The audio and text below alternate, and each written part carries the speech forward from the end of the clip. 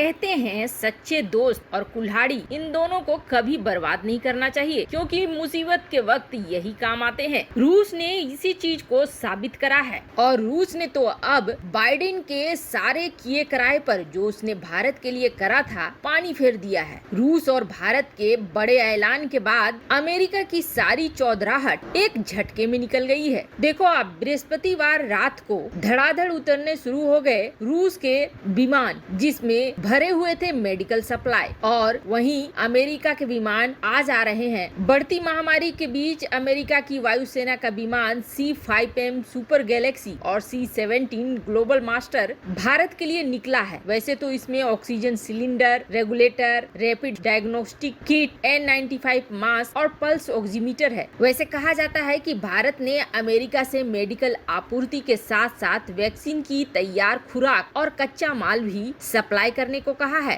अब ये विमान शुक्रवार तक पहुंचने की संभावना जताई जा रही है, पर इसमें वो ऑक्सीजन जनरेटर नहीं है जिसके बारे में अमेरिका ने ये कहा था कि वह भेजने की सोच रहा है। आप इससे अंदाजा लगा सकते हैं कि अमेरिका की मदद भारत के लिए किस तरह की हो रही है। वैसे सीधे तौर पर अमेरिका का नाम तो नहीं लिया, लेकिन खुद अमेरिकी चीफ मेडिकल एक्सपर्ट लताड़ रहे हैं अमेरिका को। डॉक्टर एंथनी फॉसी ये वही हैं जिन्होंने ये ऐलान करा कि सबसे अच्छी भारतीय कोवैक्सीन है। उन्होंने द गार्जियन में एक इंटरव्यू दिया जिसमें उन्होंने ये कहा कि दुनिया के अमीर देश जो दबा कर बैठे हुए हैं वैक्सीन और मेडिकल सप्लाई, उनकी वजह से पूरी दुनिया बड़ी संकट में फंसेगी। भारत ने दुनिया की हेल्प करी, लेकिन दुनिया के ये अमीर देश भारत को तुरंत मदद पहुंचा नहीं पाए। आपको बता दें, doctor Anthony Fauci White House में चीफ मेडिकल एडवाइजर हैं। इनका कहना है कि दुनिया एक दूसरे से कनेक्टेड है, लेकिन जिस तरीके से एक दूसरे की मदद नहीं की जा रही है, ऐसे में ये महामारी कभी भी खत्म नहीं होगी। और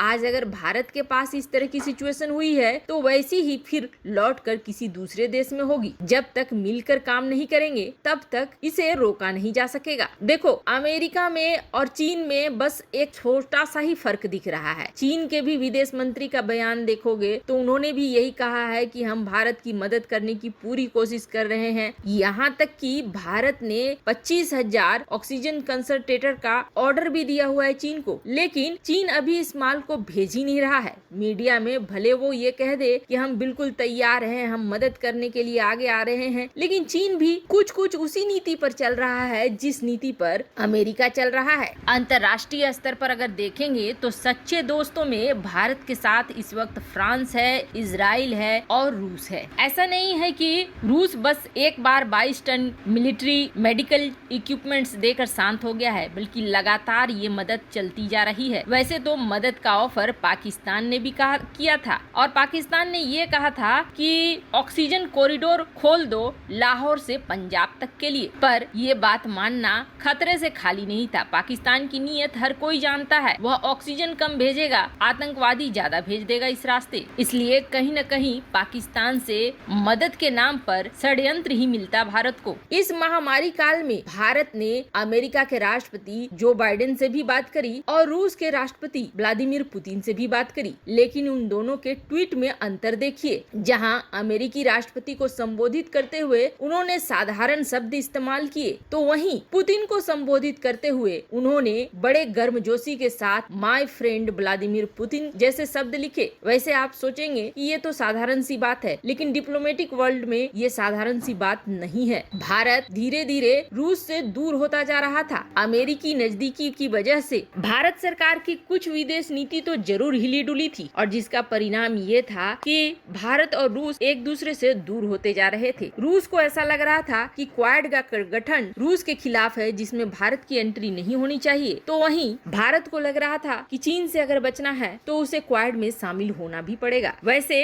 रूस इस चीज के लिए बेवजह परेशान हो रहा है और भारत उसे समझाने की कोशिश कर रहा है कि क्वाड अगर रूस के खिलाफ है तो वो भारत कभी उसमें शामिल नहीं होगा, लेकिन चीन से बचने के लिए क्वाड में शामिल होना भारत की जरूरत है। वैसे रिश्तों में दरार तब दिखनी शुरू हो गई जब पिछले साल पुतिन ने अपनी यात्रा को कैंसिल कर दिया, जो भारत के प्रधानमंत्री मोदी और पुतिन के बीच हर साल होती थी। उसको दशकों बाद ये ऐसा पहली बार था जब कैंसिल किया गया। और उसके बाद देखिए, जब सर्गेई लावारोव जो कि रूसी विदेश मंत्री हैं, भारत आए तो प्रधानमंत्री मोदी से नहीं मिले, जबकि ऐसा कभी होता नहीं है। कहीं न कहीं विदेश नीति में थोड़ी फर्क जरूर आई। पर जब इस महामारी काल में सबसे पहले न सिर्फ रूस ने बोला बल्कि मदद को पहुंचा भी दिया, उसके बाद दोनों देशों ने एक बड़ा ऐलान कर दिया है। देखो, इस मदद ने बिल्कुल साफ कर दिया है कि भारत और रूस के बीच जो पार्टनरशिप है, जो दोस्ती है, वो काफी मजबूत है और टाइम टेस्टेड है और समय समय पर इसका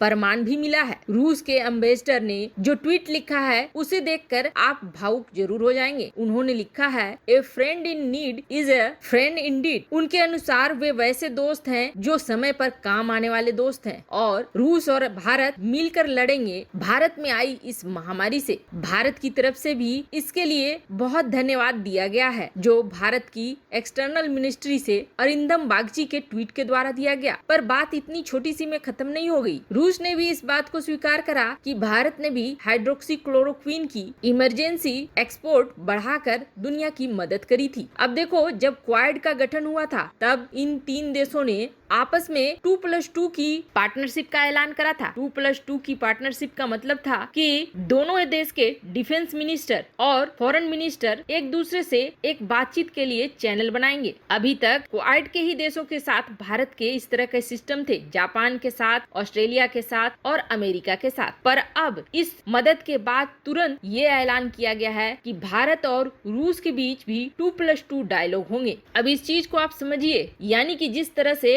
अमेरिका के साथ 2+2 की वार्ता में वहाँ के विदेश मंत्री, यहाँ के विदेश मंत्री, वहाँ के रक्षा मंत्री, यहाँ के रक्षा मंत्री बैठते हैं, रणनीति बनाते हैं, वैसा ही कुछ अब रूस के साथ भी होगा। दोनों देशों का ये ऐलान अमेरिका के लिए बड़ा झटका देने वाला है, क्योंकि इस ऐलान के साथ साथ रूस और भारत ने चीन और अमेरिका दोनों को ये समझा दिया है कि हमारी दोस्ती काफी पक्की वाली है। वहीं दूसरी तरफ ये 2+2 की वार्ता से रूस और भारत के बीच जो भी कड़वाहट इन दिनों आई है उसे दूर किया जाएगा। और इसे दूर करने का सीधा मतलब है रूस और भारत एक बार फिर साथ आ रहे हैं। और जब एक बार साथ आ रहे हैं तो अमेरिका जो ये कोशिश कर रहा था किसी तरह से रूस को भारत से दूर किया जा सके और रूस के हथियारों को भारत न खरीदे, उसकी इस सोच पर बुरी तरीके से पानी पड़ गया है। तो वहीं जो चीन ये खुश हो रहा था कि चाहे अमेरिका के कारण हो या किसी और के कारण, कम से कम रूस भारत से दूर तो हो रहा है। आप याद करेंगे पिछली बार जब